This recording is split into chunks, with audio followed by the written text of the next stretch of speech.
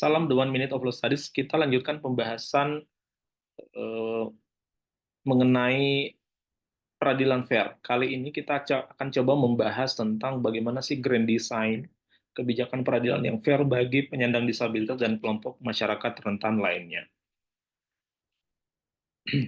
Peradilan fair adalah peradilan yang menempatkan setiap orang dalam posisi atau kedudukan yang setara, berdasar harkat dan martabatnya untuk mendapat keadilan, baik dari aspek proses berperkara maupun putusan yang dijatuhkan oleh hakim. Jadi peradilan fair ini melingkupi keseluruhan proses ya, baik dari pendaftaran, persidangan hingga putusan.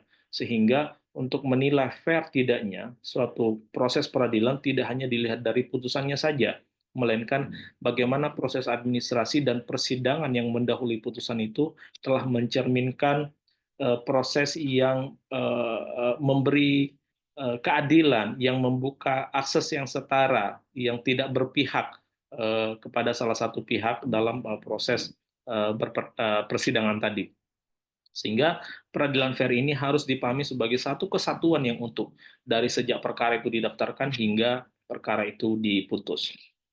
Nah, bagaimana sesungguhnya kebijakan peradilan yang fair di Mahkamah Agung itu mencakup tiga bagian besar ya. Yang pertama adalah peningkatan aksesibilitas pengadilan, lalu yang kedua adalah adanya pembaruan sistem layanan pengadilan bagi disabilitas, dan yang ketiga adalah pembaruan sistem layanan dan teknis beracara bagi kelompok rentan, ya termasuk perempuan dan anak di samping disabilitas itu sendiri.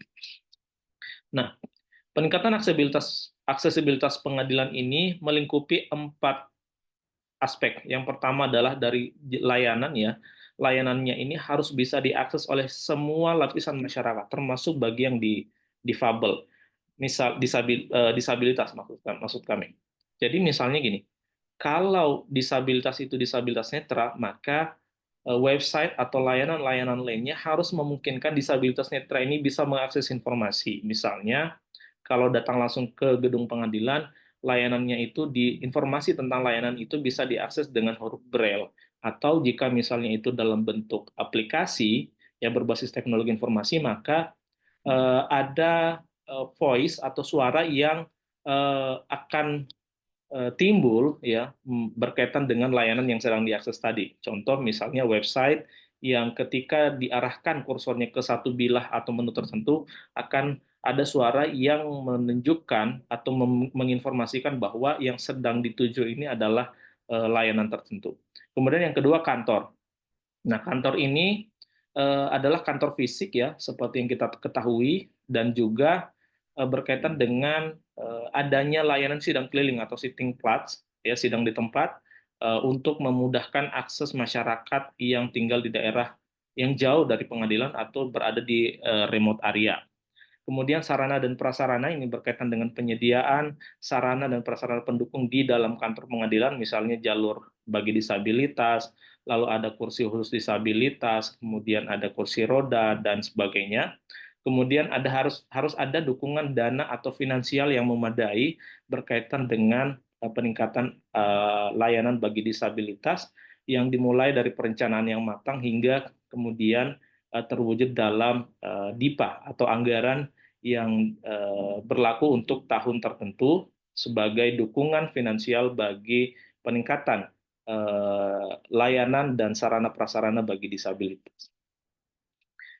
Pembaruan sistem layanan bagi disabilitas itu untuk di lingkungan Mahkamah Agung setidaknya tercermin dalam 2 tingkatan. Yang pertama, dalam tingkatan Direktorat Jenderal atau Eselon 1 di masing-masing lingkungan peradilan itu diterbitkan regulasi berkaitan dengan standarisasi layanan bagi disabilitas. Saat ini di lingkungan peradilan umum, peradilan agama maupun peradilan tun telah ada regulasi yang berkaitan dengan standarisasi layanan bagi disabilitas yang akan menjadi panduan bagi pengadilan tingkat pertama di seluruh Indonesia. Kemudian, pengadilan tingkat pertama itu kebijakannya terutama berkaitan dengan bagaimana pembaruan sarana dan prasarana serta penataan ulang layout pada setiap pengadilan tingkat pertama agar lebih aksesibel bagi disabilitas. Adapun pembaruan sistem layanan dan teknis beracara bagi kelompok rentan, misalnya terhadap perempuan dan anak, kita bisa perhatikan Perma 3 2017 dan Perma 5 2019. Dalam Perma 3 2017 ya diatur bahwa hakim wajib mengidentifikasi setiap situasi yang berpotensi menimbulkan ketidakadilan dan atau diskriminasi terhadap perempuan dan anak, dan mengambil tindakan atau diskresi untuk mencegah dan mengatasi situasi tersebut, sehingga pihak perempuan dan anak memiliki kesempatan yang sama dalam perjuangkan hak-hak hukumnya. Kemudian dalam Perma 5 tahun 2019 ya ditegaskan bahwa hakim wajib mengadili secara seksama dan cermat permohonan dispensasi kawin dalam rangka mencegah perkawinan anak melalui penerapan syarat atau prosedur pemeriksaan perkara yang lengkap. Ya, termasuk di dalamnya ada asesmen kesehatan, asesmen psikologis bagi calon mempelai guna mengetahui tingkat kematangan fisik dan atau psikis dalam memasuki jenjang perkawinan. Kemudian khusus bagi disabilitas, sebelum membahas tentang kebijakan pengadilan fair ya, bagi disabilitas, kita perlu tahu disabilitas itu dalam pasal 1 angka 1 Undang-Undang Nomor 8 Tahun 2016 tentang penyandang disabilitas adalah setiap orang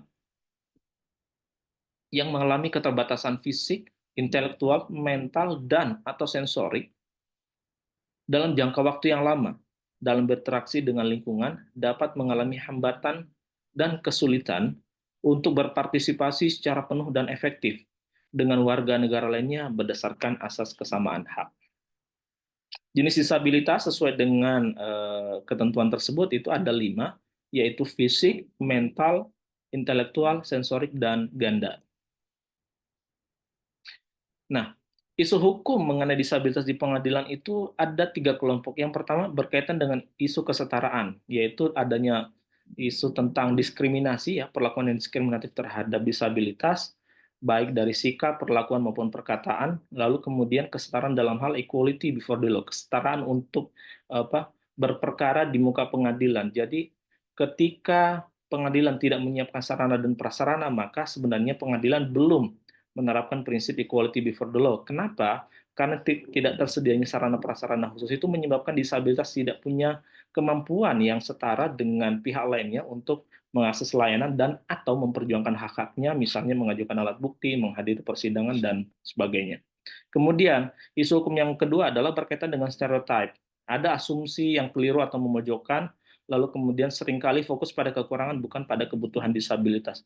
Nah, stereotip ini yang harus dihilangkan karena bagaimanapun eh, anggota masyarakat yang mengalami disabilitas punya hak hukum yang sama dengan kita. Tidak ada perbedaan, karena itu negara wajib ya untuk mencegah dan meminimalisir terjadinya stereotip yang merugikan kepentingan mereka. Kita tidak boleh melihat kekurangan yang terjadi, yang dialami, tapi kita justru harus fokus pada apa yang sesungguhnya mereka butuhkan, sehingga posisi mereka bisa setara dalam menyatakan pendapat, dalam mengajukan alat bukti.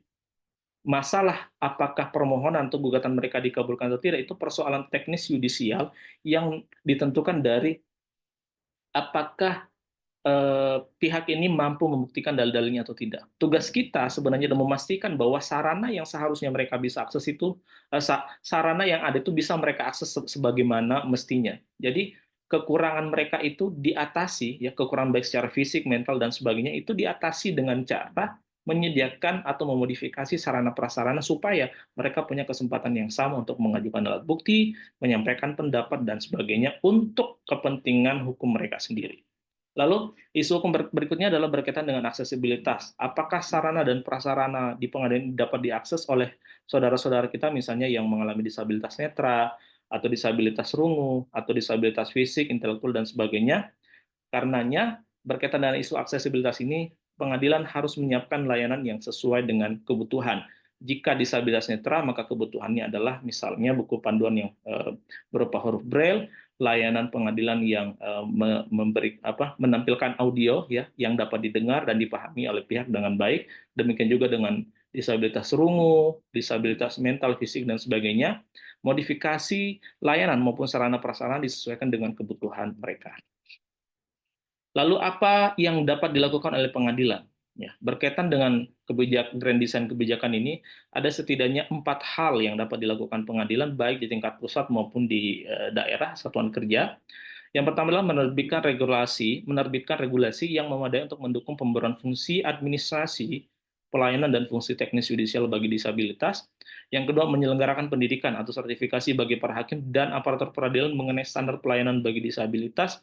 Yang ketiga, menyediakan sarana dan prasarana yang representatif bagi kebutuhan disabilitas. Dan yang keempat, mengimplementasikan sistem monitoring dan evaluasi pelaksanaan pemberian layanan bagi disabilitas di seluruh lingkungan peradilan sebagai dasar dalam pembaruan dan atau penambahan kebijakan terkait dengan peningkatan aksesibilitas layanan pengadilan bagi para disabilitas. Hal yang sama juga, di grand design yang sama juga diberikan untuk peningkatan layanan bagi kelompok masyarakat rentan lain seperti perempuan dan anak, untuk masyarakat yang tidak mampu dan atau tinggal di daerah terpencil itu juga sudah diberikan beberapa jenis ya atau modifikasi layanan maupun sarana prasarana seperti sidang keliling, pos bantuan hukum, lalu kemudian pembebasan biaya perkara dan sebagainya. Nah, khusus untuk disabilitas, grand design-nya seperti ini ada 4 poin tadi yang mudah-mudahan nanti bisa menjadi satu kerangka pikir dan kerangka kerja bersama bagi semua lembaga peradilan. Demikian, semoga bermanfaat. Salam The One Minute of Law Studies.